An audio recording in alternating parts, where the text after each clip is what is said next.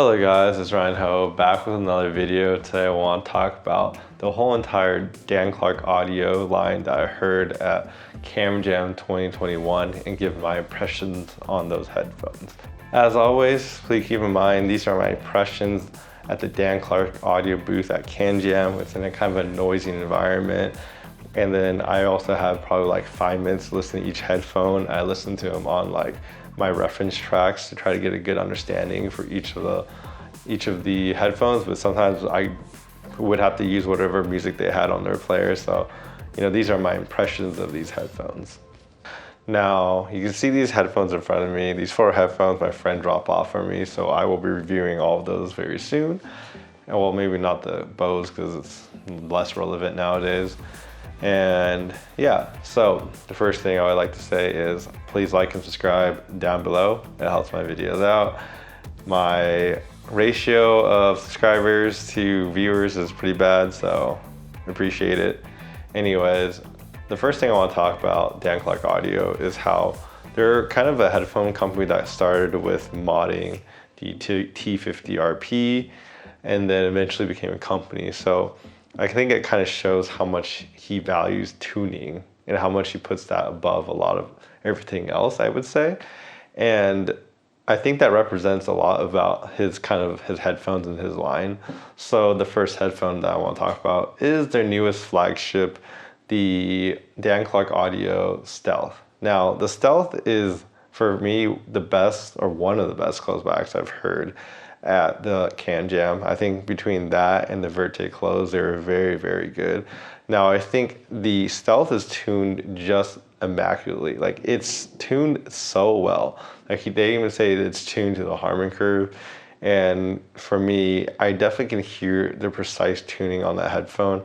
And it feels like everything anyone would want in a headphone. Like, it looks good, it's light, it's comfortable, it sounds good, great tuning. Like, there's literally not much to complain about except for like it's $4,000. But I guess that's the flagship price you have to pay to get into a headphone that good, because he developed very interesting ways to tune the headphone. And for me, there's a lot of closebacks at Canjam that were just tuned not very good and not very well. And hearing something like the Stealth really made me happy, because I was like, wow, I finally heard a good closeback here. Like, it was literally like that moment where I'm like, I finally heard a good tuned closeback. And yeah, so that's definitely a recommend on my list. Now, going down from that, I tried they have the Ether C, so which is their close-backed Ether. I heard that one right after the Stealth, and to me, the Ether is definitely not tuned as well as the Stealth. However, I do think it's not that far of a step down in the sense of like technicalities. I guess you can tell that it was pretty resolving as well, and it was actually not that badly tuned. And I think if you wanted a pretty good tuned headphone and didn't want to pay the flagship price, I think the Ether close would be a good alternative, because I actually enjoyed the headphone. It was actually tuned pretty good, and it was one of my favorites as well. And then after the close, I actually tried the Ether C, the open version of that headphone, and I actually felt that headphone was also tuned very well. And I feel like for like an open back, I heard tons of open backs, and this one especially did not have any of those kind of sibilance problems, treble problems, peaky problems. It was just a very smooth experience all around, and it actually sounded very balanced too. So I felt like that was pretty much a pretty good contender for a very good headphone from my brief impressions. And then moving on from that headphone, I also listened to the Voce. I don't know if I said it right. It's their electrostatic headphone. And their electrostats, I feel like every time I talk about electrostat, I always say this. This is like, I probably heard 4 electrostats finally through the whole entire show, but I'm still just trying to grasp the sound of electrostat, the sense of like how I feel about them, because they're so different from everything I listen to. I remember the Voce had kind of a more, I feel like the male vocals kind of popped out more than anything else that I've tried. And I noticed that to be characteristic, as well as kind of like the bass of that was really kind of bass light. Didn't have as much impact as I would want. And I leave you guys with the same comment I always say for electrostats is, after hearing so many planars and going to electrostat, right now I kind of gravitate more toward a planar sound than electrostat. All right, so let's talk about the cheaper lineup for Dan Clark Audio series. So they have the Aeon line, and they kind of get a little confusing because they all start kind of looking the same because they're literally the same shape with like different colors. So the first one is like the Aeon RT. They have an open version and a closed version. Then they have the Aeon 2, the second generation of those, right? And there's Aeon 2 open and Aeon 2 closed. And then they have like a version of like the Aeon 2 closed that's called the Aeon Noir. And that's basically like the Aeon 2 with like a different pad, right? So the one thing that applies to all these Aeon series is that I found every single one to be a little bit sharp in the treble. There's just this one like peak that just every single headphone had it. Maybe at a varying degrees on each one, but each one had them consistent across all the Aeon ones. And for me, it was just a little bit peaky, but the thing is for Aeon headphones, they actually give you these tuning filters that come with their headphones. So you can put in like a white or black felt and that would tame the treble. Now they didn't have those like on the show floor, so I couldn't try them. But I'm pretty sure if I put one of those tuning filter, it would take care of that. But because of that, I couldn't try it with a tuning filter. I don't really know what it sounds like after you fix it. So these are going to be all with my impressions with it without the tuning filter, obviously, right? But for me, I think the Aeon close headphones, so Aeon 2 close and the Aeon RT close were more impressive to me than the open backs. I think the main reason why is if you listen to a lot of the close backs I heard at the show, like I listened to some of the Odysseys, they didn't really sound that well tuned. I listened to the Hi-Fi Mans, those were just not tuned well at all.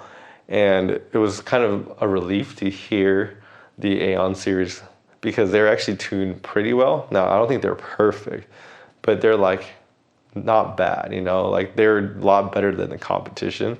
And I find that like planars in general for closebacks are just very hard to tune because there's just not that many of them. And I think the Aeon close were pretty good for their price. So the Aeon Noir, which they had actually at the show, there's like two of them. They actually had the black one and they had the Aeon 2 with the Noir pads on them. And they're essentially like perforated like on the inside of the pad on like one side. And that's supposed to like help the sound signature of the headphone. And I felt like when I put those on, I could definitely hear that there was a much more like upper mid emphasis, probably around like 4K or 6K. So what that really does is it kind of brings out like female vocals, give them a little bit more like space. It kind of gave them a little bit more like definition instead of being very like far back or recessed. And I definitely enjoyed that aspect of the Noir. And I think it really does help the Aeon line being more tuned towards, I guess, the Harman target, I guess, or what sounds more normal for people. And that was a cool addition that they made to that headphone.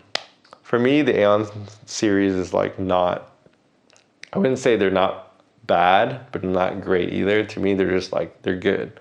They're average. Their tuning's above is pretty good, but not perfect. And that's kind of how I define them. So like, let's say the Aeon opens, right? So the Aeon open and Aeon 2 open. Those headphones, I felt like they're also just okay. Like they weren't bad, but they weren't great. But then if I like thought about it more and like picked out like other headphones in the price range for like open back, like planars, there's quite a lot. And the competition's pretty like harsh out there for the open back, especially from like Hi-Fi Man lineup. So I feel like the opens they're just okay, in my opinion. But yeah, so that's pretty much my opinion of the whole entire Dan Clark audio line. Personally, I like their more expensive headphones more, and I found those to be more impressive. Like I said, the Stealth is kind of the best like tuned close back with like a lot of engineering, and like you just have to try it. Like it's tuned so well. It's like kind of ridiculous. And then to me, the Either series, the open and close, are also two of the headphones I would also recommend because those are they were tuned very well as well. Like I put them on, I'm like, oh, this is good, this is great, it's there. Especially the Either Close is a very good alternative for a not flagship price of like 4,000 to get into a close back, I think. And then the Aeon line is just okay. Like I think they're okay. So please like and subscribe down below. It really helps my videos out. I think I'm gonna make a lineup for my impressions of the Focal lineup because I listened to a bunch of those and I was very hyped to listen to those headphones because they look really good. I just saw Thunder.